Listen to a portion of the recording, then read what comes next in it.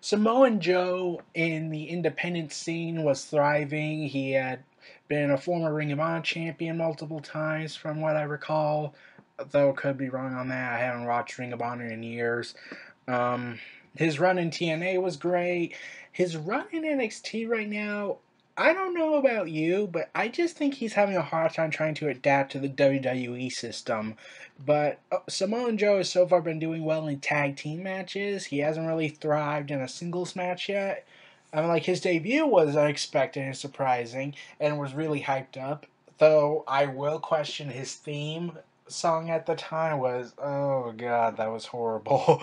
that was the worst theme song I heard, and I've listened to Bria Bella's theme song and the Bella Twins overall. But moving on from that, but Samoa Joe in his current run in NXT hasn't really been as great as I thought it would be, though because let's see, he doesn't really feel like he's Samoan Joe. It just feels like another big guy like Bull Dempsey. Just there's this big guy over here. He's destroying the competition. I think.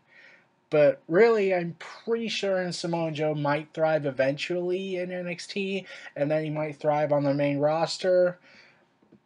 I think this is the main roster we're talking about. You know their relationship with NXT guys and gals, but so far everything seems to be working out well for the Divas Revolution.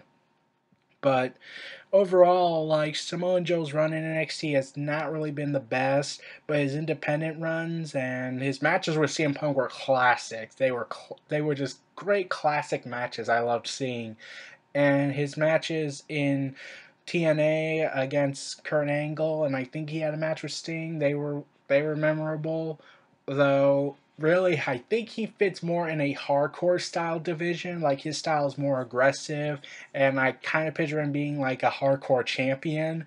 Though sadly, WWE doesn't want to revert back to their old quote barbaric ways.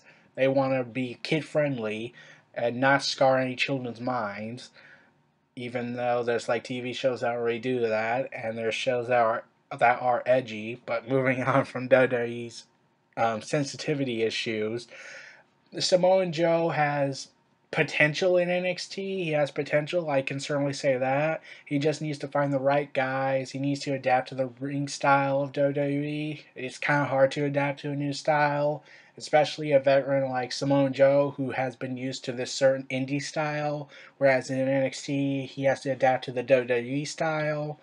So it's going to be kind of hard for him to adapt, though something tells me he can rise above the challenge and will certainly do great wonders when he finally is able to be who he is, and certainly might get a run as NXT champion, might be able to go to the main roster and feud with Kevin Owens again. I would love to see a match between them, and not their match they had originally, but really another match between Kevin Owens and Samoa Joe being better than it initially was with their first encounter.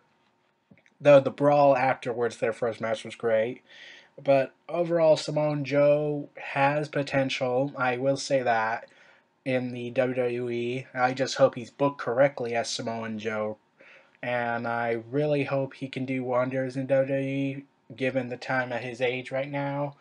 But I certainly hope he has some time to really thrive on the main roster and on the NXT roster and all that. This was Neo Reality Entertainment. Feel free to like, comment, subscribe, and donate, and stay tuned for more.